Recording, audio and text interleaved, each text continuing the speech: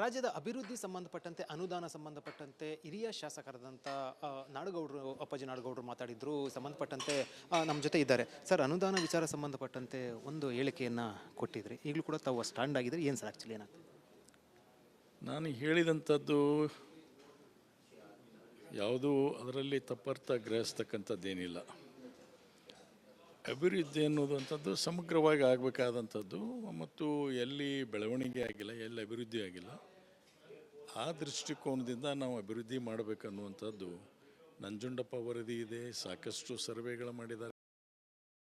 ಆಮೇಲೆ ಈ ಕೂಡ ಕೆಲವು ಕ್ಷೇತ್ರಗಳು ಭಾಳ ಹಿಂದುಳಿತಾ ಇದ್ದಾವೆ. ಆ ಕಾರಣಕ್ಕೋಸ್ಕರ ಆ ಬೇಡಿಕೆ ಹಿಂದೂ ಕೂಡ BJP ಸರ್ಕಾರದಲ್ಲಿ ಆ ರೀತಿಯಾಗಿ ತಾರತಮ್ಯ ಮಾಡಿದೆ. ಆಮೇಲೆ ಹಣಕಾಸಿನ ಅಶಿಸ್ತಿನಿಂದ, ಹಿಂದಿನ ಸರ್ಕಾರ ಮಾಡಿದ ಅಶಿಸ್ತಿನ ವರ್ತನೆಯಿಂದ ಇವತ್ತು ನಮ್ಮ ಸರ್ಕಾರಕ್ಕೆ ಭಾಳ ಕಷ್ಟ ಆಗ್ತಾಯಿದೆ.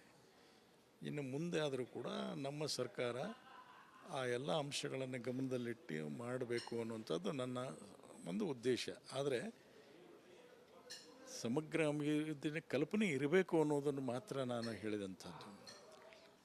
ಪತ್ರಿಕೆಯದವರು ಅದಕ್ಕೆ ಮಾಡದೇ ಇದ್ದರೆ ಏನು ಮಾಡ್ತೀರಿ ಅಂತ ಕೇಳಿದರು. ಅವಾಗ ಸಹಜವಾಗಿ ಮತ್ತು ಶಾಸಕರಾದ ಮೇಲೆ ನಾವು ಮಾಡಬೇಕಾದಂಥ ಕರ್ತವ್ಯ ಮಾಡದೇ ಆಗದೇ ಇರುವಂಥ ಪರಿಸ್ಥಿತಿಯಲ್ಲಿ ಯಾವುದಕ್ಕಾದರೂ ತ್ಯಾಗ ಮಾಡಲಿಕ್ಕೆ ಸಿದ್ಧವಾಗಿದ್ದೇನೆ ಅನ್ನೋಂಥ ಮಾತನ್ನು ಹೇಳಿದ್ದೇನೆ. ಶಾಸಕರಾಗಿರುವಂಥವ್ರು ಮತ್ತು ಸಾಕಷ್ಟು ಅನುಭವ ಇರುವಂಥದ್ದು, ಸೊ ದೆಹಲಿಯಲ್ಲಿ ಕೂಡ ವಿಶೇಷ ಪ್ರತಿನಿಧಿಯಾಗಿ ಕೆಲಸ ಮಾಡಿದಂಥವ್ರು, ಆತ್ಮಸಾಕ್ಷಿಯಾಗಿ ಹೇಳೋದಾದರೆ ಅನುದಾನ ನೀವು ನಿರೀಕ್ಷೆ ಮಾಡಿದ ರೀತಿಯಲ್ಲಿ ಅನುದಾನ ಕ್ಷೇತ್ರಕ್ಕೆ ಬರ್ತಾ ಇದೆ ಅಂತ ಅನಿಸುತ್ತಾ, ರಾಜಕೀಯ ಹೊರತುಪಡಿಸಿ? ಈ ವರ್ಷದಿಂದ ಹೊಸ ನಮ್ಮ ಒಂದು ಬಜೆಟನ್ನು ಮಂಡನೆ ಆಗಿದೆ. ಈಗ ನಾಳೆ ಮತ್ತೆ ವೋಟ್ ಆನ್ ಅಕೌಂಟ್ ತೊಗೊತಾರೆ. ಸೊ ನಾವು ಮುಖ್ಯಮಂತ್ರಿಯವರು ಮತ್ತು ಡೆಪ್ಟಿ ಮುಖ್ಯಮಂತ್ರಿಯವರು ಅವ್ರ ಬಗ್ಗೆ ಮಾತಾಡ್ತಕ್ಕಂಥ ಪ್ರಶ್ನೆ ಇಲ್ಲ. ಆದರೆ ಏನಾಗಿದೆ, ಈಗ ಯಾವ ವಿಷಯದಲ್ಲಿ ಆ ತಾಲೂಕು ಹಿಂದೆ ಬಿದ್ದಿದೆ, ಅದರದ ಒಂದು ಅಭಿವೃದ್ಧಿಯ ವಿಷಯವಾಗಿ ಅದಕ್ಕಾಗಲೇ ಈಗಾಗಲೇ ಆಧಾರಗಳಿದ್ದಾವೆ. ಆ ಆಧಾರಗಳ ಇಟ್ಕೊಂಡೇ ನಾವು ಅಭಿವೃದ್ಧಿ ಮಾಡಬೇಕು. ಕೆಲವು ಎಜುಕೇಷನಲ್ಲಿ ಬ್ಯಾಕ್ವರ್ಡ್ ಇರ್ತಾವೆ, ಡೆವಲಪ್ಮೆಂಟ್ ವರ್ಕ್, ಕೆಲವು ಇನ್ಫ್ರಾಸ್ಟ್ರಕ್ಚರ್ ಪ್ರಾಬ್ಲಮ್ ಇರುತ್ತೆ, ಕೆಲವ್ರಿಗೆ ನೀರಾವರಿಯು ಭಾಳ ಅವಶ್ಯಕತೆ ಇರ್ತೈತೆ. ಕೆಲವು ಕಡೆ ಏನಪ್ಪ ಅಂದರೆ ಈಗ ನೀವು ಸಣ್ಣ ಪುಟ್ಟ ಕೈಗಾರಿಕೆಗಳನ್ನು ಮಾಡೋದ್ರಿಂದ ಅಲ್ಲಿ ಉದ್ಯೋಗ ಸೃಷ್ಟಿ ಮಾಡಿ ಅಲ್ಲಿರ್ತಕ್ಕಂಥ ಜನಸಂಖ್ಯೆ ಆಧಾರ ಮತ್ತು ವಿದ್ಯೆ ಅನುಗುಣವಾಗಿ ಆ ರೀಜನನ್ನು ನೀವು ಅಭಿವೃದ್ಧಿಗೊಳಿಸ್ಬೋದು. ಸೊ ಈ ತಾರತಮ್ಯ ಇರಲಾರ್ದಾಗೆ ಮಾಡ್ತಕ್ಕಂಥದ್ದು ಭಾಳ ಮುಖ್ಯವಾಗಿ. ಈಗೇನಾಗಿದೆ, ಮುಖ್ಯವಾಗಿ ನಮ್ಮ focus, concentration metropolitan cities, corporation areas ಮತ್ತು ದೊಡ್ಡ ದೊಡ್ಡ ನಗರಗಳಲ್ಲಿ ನಾವು ಹೆಚ್ಚು ಅದರ ಬಗ್ಗೆ ಆಸಕ್ತಿ ವಹಿಸ್ತಾ ಇದ್ದೀವಿ. ಅದೇ ರೀತಿಯಾಗಿ ನಾವು ತಾಲೂಕು ಅಂದ್ರೇನು, ಒಂದು ಗ್ರಾಮೀಣ ಮಟ್ಟದಲ್ಲಿ ಇರ್ತಕ್ಕಂಥ ಹಳ್ಳಿಗಳನ್ನೆಲ್ಲ ಸೇರಿಕೊಂಡೆ ಒಂದು ತಾಲೂಕಾಗಿರುತ್ತೆ. ಆ ತಾಲೂಕಿನ ಅನುಗುಣವಾಗಿ ಏನು ಅಭಿವೃದ್ಧಿ ಮಾಡಬೇಕಾಗಿದೆ ಆ ದೃಷ್ಟಿಕೋನದಿಂದ ನಾವು ಅಭಿವೃದ್ಧಿ ಮಾಡಿದರೆ ಈ 4 ವರ್ಷದಲ್ಲಿ ನಾವು ಸಾಧನೆ ಮಾಡಲಿಕ್ಕೆ ಸಾಧ್ಯ ಅನ್ನುವಂಥ ವಿಶ್ವಾಸ ನಮ್ಮ ಸರ್ಕಾರದಲ್ಲಿ ಇಟ್ಟೇ ನಾನು ಈ ಮಾತುಗಳನ್ನು ಹೇಳಿದ್ದಂಥದ್ದು. ಅದಕ್ಕೋಸ್ಕರ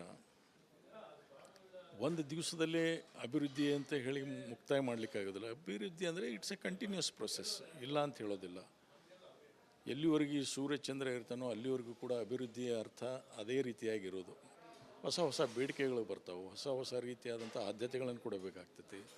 ಅದಕ್ಕೆ ನಾವು ಅಭಿವೃದ್ಧಿ. ಇವತ್ತು ಅಮೇರಿಕಾ ಕೂಡ one of the most developed countries and Nations ಅಂತ ಹೇಳ್ತೀವಿ. ಆದರೆ ಇವತ್ತು ಕೂಡ ಅಭಿವೃದ್ಧಿಯಲ್ಲಿ ಎಷ್ಟೋ ಇನ್ನೂ ಅವರು ಸಾಧನೆ ಮಾಡಬೇಕಾಗಿದೆ ಅಂತ ಹೇಳ್ತಾರೆ. ಅದು ಒಂದು ಭಾಗ.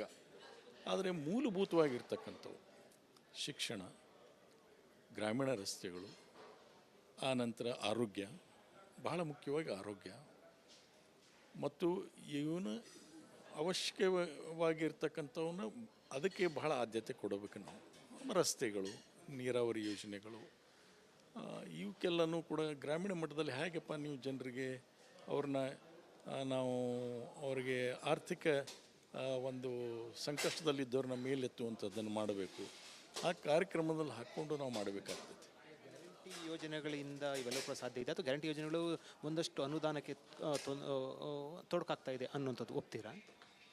ನನ್ನ ಅಭಿಪ್ರಾಯದಲ್ಲಿ ಗ್ಯಾರಂಟಿ ಯೋಜನೆಗಳಿಂದ ಈ ತೊಂದರೆ ಆಗಿದೆ ಅನ್ನುವಂಥದಕ್ಕಿಂತ ನನಗೇನು ಅದ್ರ ಬಗ್ಗೆ ಅಷ್ಟೊಂದು ನಂಬಿಕೆ ಇಲ್ಲ. ಯಾಕಂದರೆ ಗ್ಯಾರಂಟಿ ಯೋಜನೆ ಕೊಡೋದ್ರಿಂದ ಏನಾಗಿದೆ ಅಂದರೆ ಇವತ್ತು ನೇರವಾಗಿ ಬಡ ಜನತೆಗೆ 2,000 ರೂಪಾಯಿ ಕೊಡೋದ್ರ ಮುಖಾಂತರ ಇದೆ, ಇಲ್ಲ ಅಂತ ಹೇಳ್ತಾ ಇಲ್ಲ. ಕೆಲವ್ರಿಗೆ ಅನಾವಶ್ಯವಾಗಿಯೂ ಕೆಲವರು ಅದನ್ನು ಪಡಿತಾ ಇದ್ದಾರೆ. ಅದನ್ನು ಕೂಡ ನಾವು ಸರ್ಕಾರಕ್ಕೆ ಗಮನಕ್ಕೆ ಈಗಾಗಲೇ ತರುವಂಥದ್ದು ಪ್ರಯತ್ನ ಮಾಡ್ತಾ ಇದ್ದೀವಿ. ಎಲ್ಲಿ ಅನಾವಶ್ಯಕವಾಗಿ ಯಾರಿಗೆ ಅವಶ್ಯಕತೆ ಇಲ್ಲ ಅಲ್ಲಿ ಕೊಡುವಂಥದ್ದಕ್ಕೆ ಅದನ್ನು ಸ್ವಲ್ಪ ಕಡಿತ ಆಗಬೇಕಾಗಿತ್ತು ಅನ್ನುವಂಥದ್ದು ನಮ್ಮ ಅಭಿಪ್ರಾಯ. ಆದರೆ ಅನಾವಶ್ಯಕ ಅಂದರೆ ಈಗ ನನ್ನ ತಾಯಿ ಇದ್ದಾಳೆ ಅಂತ ಇಟ್ಕೊಳ್ಳಿ, ಅಥವಾ ನನ್ನ ಸಂಬಂಧಿಕರಿದ್ದಾರೆ, ಅವರು ಆರ್ಥಿಕವಾಗಿ ಚೆನ್ನಾಗಿದ್ದಾರೆ, ಅವ್ರಿಗೆ ನಾವು 2,000 ರೂಪಾಯಿ ಕೊಡಬೇಕಾಗಿಲ್ಲ, ಅವ್ರಿಗೆ ಬಸ್ ಪ್ರಯಾಣ ಫ್ರೀಯಾಗಿ ಮಾಡಬೇಕಾಗಿಲ್ಲ. ಯಾರಿಗೆ ಕೊಡಬೇಕು? ಬಡತನ ರೇಖೆಗಿಂತ ಮೇಲೆ ಎತ್ತಬೇಕಾದಂಥ ವರ್ಗಕ್ಕೆ ನಾವು ಏನು ಸಹಾಯಧನವನ್ನು ಕೊಡಬೇಕಾಗಿದೆ ಅದಕ್ಕೆ ಸೀಮಿತವಾಗಬೇಕು ಅನ್ನುವಂಥದ್ದು ಮುಖ್ಯವಾಗಿ. ಈಗ ನನ್ನ ಮನೆಯಲ್ಲಿ ಇವತ್ತು ಕೆಲವರು ಏನು ಮಾಡ್ತಾ ಇದ್ದಾರೆ, ಇವತ್ತು ಕೆಲವರು ಶ್ರೀಮಂತರು ಏನು ಮಾಡ್ತಾ ಇದ್ದಾರೆ, ಎಲ್ಲಿ ಬಾಡಿಗೆ ಮನೆಯನ್ನು ಕೊಟ್ಟಿರ್ತಾರೋ ಆ ಮನೆಗೆ ರಿಯಾಯಿತಿ ಪಡಿತಾರೆ. ತಾವಿರೋ ಮನೆಗೆ 300, 400, 500 ಯೂನಿಟ್ ಸುಡುತ್ತೆ. ಸೊ ಅದು ಹಾಗಾಗಿ ತೊಗೊಳಕ್ಕಾಗೋದಿಲ್ಲ. ಒಂದು ಮನೆ ಅಲ್ಲಿ ತೋರಿಸುವಾಗ ಅದು 200 ಯೂನಿಟ್ಗಿಂತ ಕೆಳಗಡೆ ಇರತಕ್ಕಂಥದ್ದನ್ನು ತೋರಿಸ್ತಾರೆ. ಅದನ್ನು ಸಂಪೂರ್ಣವಾಗಿ ಅದನ್ನೇನು ಮಾಡ್ತಾರೆ, ಫ್ರೀಯಾಗಿ ಪಡಿತಾರೆ. ಇಲ್ಲ, ಎಲ್ಲ ಮಹಿಳೆಯರು ಅಂತ ಹೇಳಿಲ್ಲ, ಮಹಿಳೆಯರಿಗೆ ಕೊಡುವಂಥದ್ದು ತಪ್ಪಲ್ಲ. ಬಟ್ ಹೇಳಿದ್ನಲ್ಲ, ಅದರಲ್ಲಿ ಕೂಡ ಈಗ ಶ್ರೀಮಂತ ವರ್ಗದ ಮಹಿಳೆಯರು ಭಾಳಷ್ಟು ಜನ ಆ ಬಸ್ಸೇ ಹತ್ತೋದಿಲ್ಲ. ಅಲ್ಲಿ ಹತ್ತಾ ಇರೋದು ಬಡವ ಜನರಿಗೆ ಜಾಸ್ತಿ ಹತ್ತೋಕ್ಕಾಗುತ್ತೆ. ಅದರಲ್ಲಿ ಎಣ್ಣೆ ಮಾತಿಲ್ಲ. ಬಸ್ಸಿಂದು ಬಗ್ಗೆ ಯಾವುದೂ ತೊಂದರೆ ಇಲ್ಲ. ಯಾಕಂದರೆ ಅಲ್ಲಿ ಶ್ರೀಮಂತರಿಗೆ, ನಮ್ಮ ಶ್ರೀಮಂತರ ಹೆಣ್ಮಕ್ಳು ಬಹಳ ಕಡಿಮೆ ಕೆಂಪು ಬಸ್ಸಿನಲ್ಲಿ ಓಡಾಡೋದು. ಅವರು ಲಕ್ಸರಿ ಬಸ್ಗಳಲ್ಲಿ ಓಡಾಡ್ತಕ್ಕಂಥದ್ದು, ಪ್ರೈವೇಟ್ ಬಸ್ನಲ್ಲಿ ಹಾಗಿದ್ರೆ ಇವತ್ತು ಪ್ರೈವೇಟ್ ಬಸ್ಗಳಿಗೆ ಇಷ್ಟ ಆದಾಗೂ ಕೂಡ ಪ್ರೈವೇಟ್ ಬಸ್ನಲ್ಲಿ ಇವತ್ತು ಸೀಟೇ ಸಿಗೋದಿಲ್ಲ.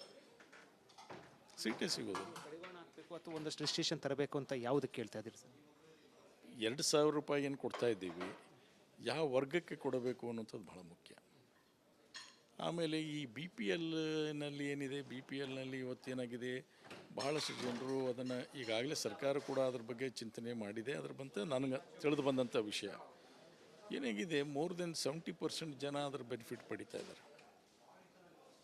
ಮೋರ್ ದೆನ್ 70% ಜನ ಇವತ್ತು BPL ಬೆನಿಫಿಟ್ ಪಡಿತಾ ಇದ್ದಾರೆ. ಹಾಗಿದ್ದರೆ BPL ಅಷ್ಟೊಂದು ಜನ ಇದ್ದಾರಾ? ಕೇಂದ್ರದ ಸೆನ್ಸಸ್ಸಿಗೆ ನಮ್ಮ ಸೆನ್ಸಸ್ಸಿಗೆ ಭಾಳಷ್ಟು ವ್ಯತ್ಯಾಸ ಆಗ್ತಾಯಿದೆ. ಎಷ್ಟೋ ಜನ ನೌಕರಿ ಮಾಡೋರು ಫ್ಯಾಮ್ಲೀಸ್ನಲ್ಲಿ ಇವತ್ತು BPL ಪಡೆದಿದ್ದಾರೆ.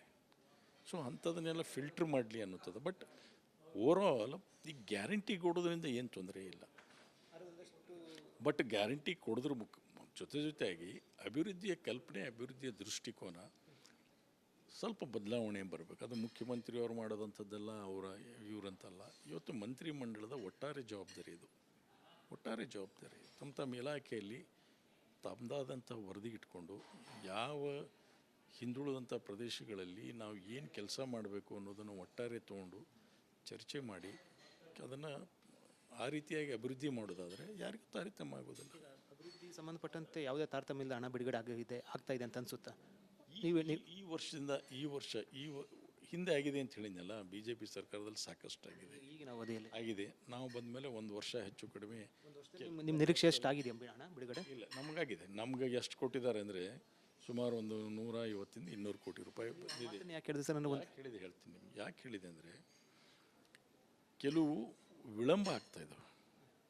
ಈಗ ಒಂದು ಅತಿ ಅವಶ್ಯವಾಗಿರ್ತಕ್ಕಂಥ ಒಂದು ಕೆಲಸ ಇರ್ತೈತೆ. ಆ ಕೆಲಸವನ್ನು ವಿಳಂಬ ಮಾಡಿದಾಗ ಅಥವಾ ಅದರ ಬಗ್ಗೆ ನಾವು ಏನು ನಿರೀಕ್ಷೆ ಮಾಡಿರ್ತೀವಿ 1 ವರ್ಷದಲ್ಲೂ ಮಾಡಬೇಕು, ಅದು 2 ವರ್ಷದಿಂದ ಪೆಂಡಿಂಗ್ ಇರ್ತಕ್ಕಂಥದ್ದು. ಮುಖ್ಯವಾಗಿರ್ತಕ್ಕಂಥ ಹೆದ್ದಾರಿ ಮೇಲೆ ಇರುವಂಥ ಬ್ರಿಡ್ಜು ಬಿದ್ದೋಗಿದೆ. ಅಲ್ಲಿ ಡೋಣ ರಿವರ್ ಇದೆ, ಅದೆಲ್ಲ ಸಂಪೂರ್ಣ ಮುಳುಗಡೆ ಆಗಿದೆ. ತಾಳಿಕೋಟೆ ಇವತ್ತು ಸಂಪೂರ್ಣವಾಗಿ ಕಟ್ ಆಫ್ ಆಯಿತು. ಒಂಥರ ಬಿಜಾಪುರ್ಲಿಂದ ಬರತಕ್ಕಂಥದ್ದು, ಬಾಗೇವಾಡಿಯಿಂದ ಬರತಕ್ಕಂಥದ್ದಕ್ಕೆ ಭಾಳ ತೊಂದರೆ ಮುದ್ದೇಬಿಹಾಳದಿಂದ ತಾಳಿಕೋಟೆಗೆ ಹೋಗೋದಕ್ಕೂ ತೊಂದರೆ ಆಗ್ತಕ್ಕಂಥದ್ದು.